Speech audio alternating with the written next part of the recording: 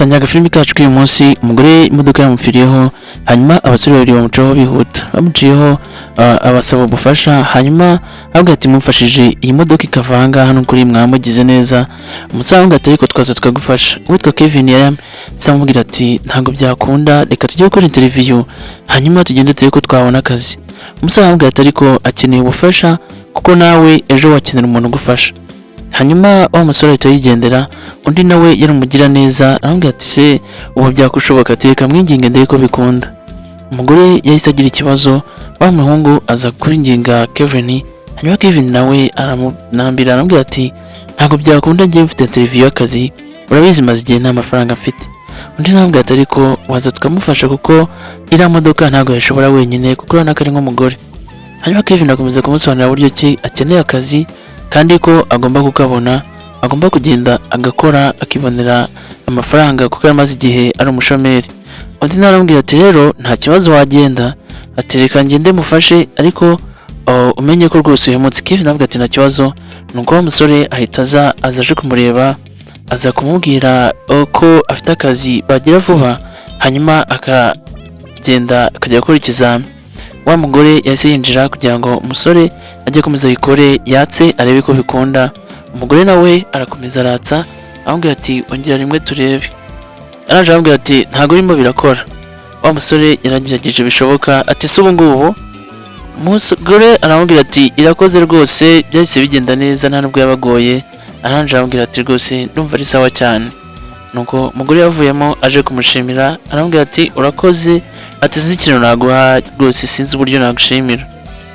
Hanyuma wa musore aramubwira ati ikintu ngeneye ni kimwe, nshaka ko wantwara ukangeza imbere.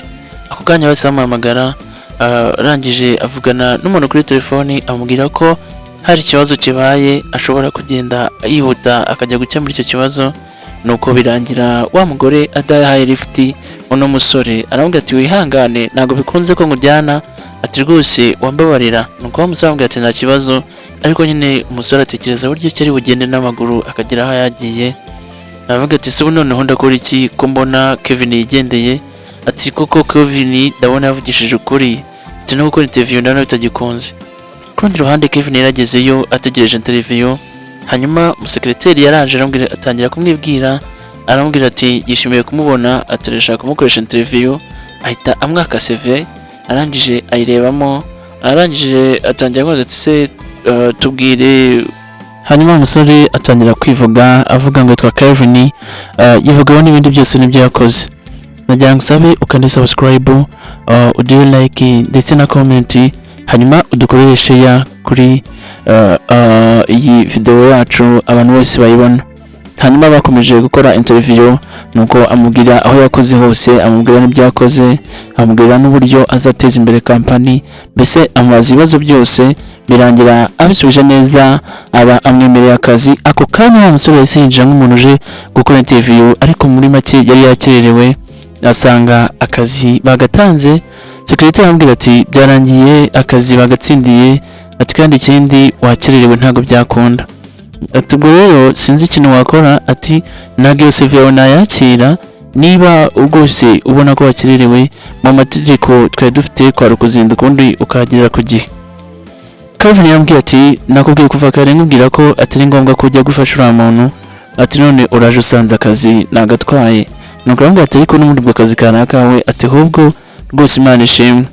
Bahise bamubwira ambwiye ati ariko hari akandi kazi gahari sinzi niba mwabasha kugakora. Ndamubwira ati kangoye CV, ambwiye ati CV ntabwo nyikeneye, ati akazi gahari hano ntabwo gakenera CV. Ati niba uri bukemere, niba utari bukemere simbizi. Ati akazi gahari ahangaha rwose ngiye gukose nagakora. Ndamubwira ati rero kuba waba uri tayari byivuze ko akazi kangaha wagakora. Umusore arambwira ati akazi kose ndabyemera, niba hari akazi mufite ndakemera kugakora. Ndamubwira ati wagenda ugakora akazi ko kwisuku hano muri company, ati hariya wafata uniform ubundi ugatangira gukora. Ndamubwira ati Kevin rwose ndakifuriza amahirwe masa, uze ukora akazi neza, ati wazanga kwereka uko bimeze. Hanyuma arambwira ati iyi ngiyi ni office yawe, ibi biro byawe, ahangaha uzajya ukore bagukorera isuku, hanyuma nawe ukore ibyo gusaba. Ako kanya wa mugore w'isaza, umugore twanaga imodoka yapfiriyeho, bafashije, hanyuma azavuga ko ariwe directeur w'iki kigo. Nabwo ati mwihangane nakerewe. Uno mugore yaje abaza ati se warangije gukoresha ibizamini? Hanyuma secretary asamubwira ati rwose nabirangije. Nuko director ahita abaza Kelvin se turaziranye? Nubwo abazaga umusore avuga ati ndi kubona nagira ngo natuziranye. Nuko umugore atamubwira ati ikigaragara cyo niba wabonye akazi, gutangira akazi ugomba gukora akazi neza. Ati rero ino company dukeneye ko ibona abantu bashya ubundi gatera imbere. Yakomeje kumubwira amabwiriza ya company nk'umukozi mushya. Hanyuma nawe yahise abaza wa mugore muri secretary amaze ati se abamasuku boho bimeze bite? Nabwo ati no masuku umwanya waboraga nawe twashyizemo umukozi. Mu by'ukuri umukozi wari bashyizemo ni wa musore wari wafashije uno mugore, uno muyobozi wa company. Hanyuma akomeza kubwira amabwiriza uno mu Kelvin ambwira ati rero ugomba gukora ibintu byose biri muri mashini ukabirangiza. Baramusezeye hanyuma baragenda, nuko atangira akazi. Hanyuma wa musore ukora amasuku yaje ambwira ati se ati nakora isuku ngaha? Arambwira ati nta kibazo wayikora. Nuko aranje amazi ati se akazi meze bite? Kelvin ambwira ati akazi se ati nta birenze marana ati akazi ndagakora. Hanyuma ambwira ati se kumbona ibyo uri gukora mbona byapfuye ati meze bite?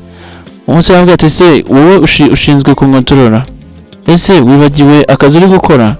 Ati njyewe nize hanze, ati njyewe ibintu ndi gukora byose ndabizi. Icyo ushinzwe ni gukora isuku, ntago wowe wankosora. Ati kandi ntago nigeze ngusaba ubufasha. Wowe ikintu nakubwira wavanga ukagenda ukajya gukoropa mu toilette ndetse ugakoropa n'ahandi hose hasabwa isuku. Ati kuko ngiye nkora ibintu by'ubwenge mwana. Ati wowe nta kintu utekereza, ati usabwa gukoresha imbaraga. Ku rundi ruhande Kevin yamaze gutanga raporo, hanyuma ayiha boss kugira ngo ayirebe. Boss amaze kureba raporo byaramucanze, ribaza se iyi raporo bitemeze bite? Iyi raporo yakoze ndabona ari ibintu by'amafuti gusa. Yese abaza wa musekretari ati se reba ibintu Kelvin yakoze, hano ni raporo ihura n'ibintu dukoresha.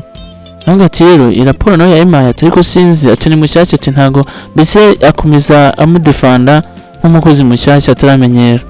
Ariko mu by'ukuri boss byari byamurakaje. Naje ambwira ati gika ngende njye mbwereke ngewe ansobanura bino bintu. Ahageze ambwira ati se ndashaka kumenya bino bintu wakoze ni ibintu bw'uko kimeze bite? Ati cyo mbona cyo nta cyo bihura n'akazi naguhaye. Ati ibikoresho watumije nta kintu na kimwe dukoresha muri company. Hanyuma umusore yambwira ati rwose umbabarire ndaje nkore indi document, ndaje nkore ndebe ko nabikosora. Anje ambwira ati ariko ngiye mfite n'uburyo nkoramo, ati hari indi system nkoresha. Hanyuma boss yambwira ati rero ati ndagira ngo ngusabe uze kumenya ibintu byose dukoresha bari byo tumizaho. Ati ibyo bindi urimo urakora ntago bikunda. Icyo cyakoze ikintu nagusaba wakomeza ugakora umushinga wawe utangiye niyo system yawe. Baramusezeye baragenda. Hanyuma Kelvin bisa nkaho bitangiye kumucanga, aribaza se kano kazi nzagashobora. Ariko ku rundi ruhande Alison ari wa musore ukora isuku yarimo akora isuku. Hanyuma boss yaje amusanga ambwira ati uri wa musore wamfashije. Nuko bakomeje kuganira, arambwira ati ariko nishimiye uburyo wamfashije. Ati n'ikintu cyanshimije nuko nasanze baguhaye akazi ahangaha. Yamusobanurira uburyo yabonye kano kazi k'ubukirina, ambwira ko burya igihe yamufashaga yaraje gukora ikizamini cyakazi kijyanye n'ibyo yize. Ati ariko n'ibyo akora nta kibazo nacyo kamutwaye. Hanyuma umugore aramubwira ati se nagufasha iki? Umusore aramubwira ati nta kibazo, ati kuko n'ubundi nese ko naje nakerewe ngasanga n'ubundi mwanya bamufashe nta kundi kuntu nabigenza. Ariko nzakomeza ngakore, ariko waburetse ngabanza ngakurangaha ndabona hari umwanda. Yahise agenda, nuko umusore asigara akora. Arangije aza gukora n'ahandi kwa Kelvin. Aje asanga Kelvin nawe uhari, nuko atavuga ati ndabonye Kelvin yarakoze amakosa, nangize amahirwe nsanze nawe uhari, reka ngosore ibyiwe. Hanyuma yahise afata imashini vana vuba atabikosora kuko yari yarabyize. Nuko aho ngaho boss yari ahari. Arangije akomeza kumureba yibaza se Alison arimo arakora iki. Atimuvugisha yahise afunga imashini n'ubwoba bwinshi. Nuko araza afata za document yari amaze guprintinga arabimwereka, arambwira ati rero njye nabonye Kelvin akora amakosa, ndavuga ni reka nze zina report nzikosore. Ako kanya kimubwira boss yahise yumirwa, aravuga ati ntago nshobora kubyumva, niba ari wowe bikoze ati ko Kelvin byamunaniye, ati ubu uranyemeje. ntabwo wabyumva ko ibi bintu njye ntashobora kubikora atari kubikoze mu minota 5. ati se ubuse urumva nari kubigenza gute ndamutse mbonye ikosa nari ndimo nkora isuka ahangaha. ndavuga nti rero reka nkwereke Kevin ati kuko n'ubundi nari narimubwiye ati cyiza rero wandeka nkagenda ati kuko ntabwo ariho nkorera.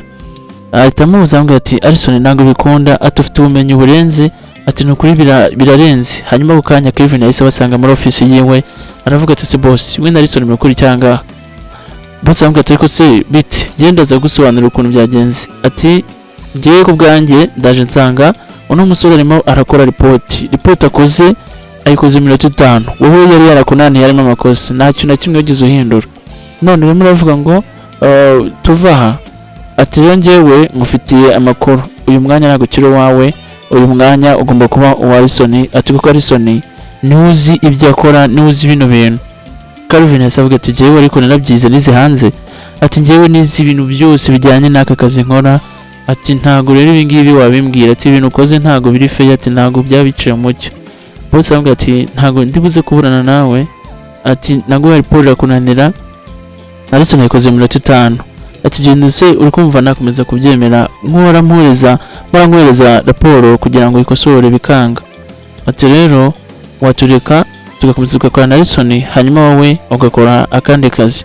yose yibuka ukuntu byagenze ukuntu yaba sabye ubufasha ngo bazamufashe hanyuma Calvin agakomeza ubundi Alison we akemera kuza kumufasha kugira ngo imodoka igende. mu by'ukuri yaraheze ku muhanda.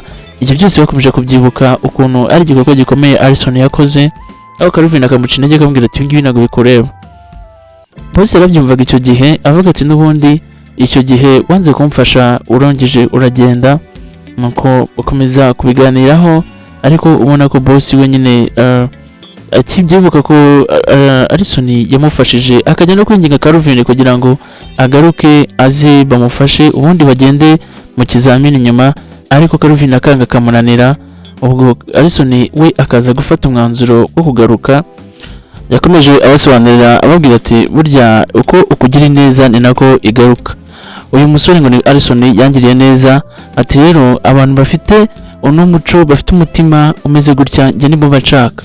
mu by'ukuri yemeye guhomba akazi yemeye guhomba ibyo byose aremera aramfasha. ati rero wowe wanze kumfasha nuko rero wakwihangana kuko uyu mwanya ndaza kuha Alison wowe ushake akandi kazi wakora.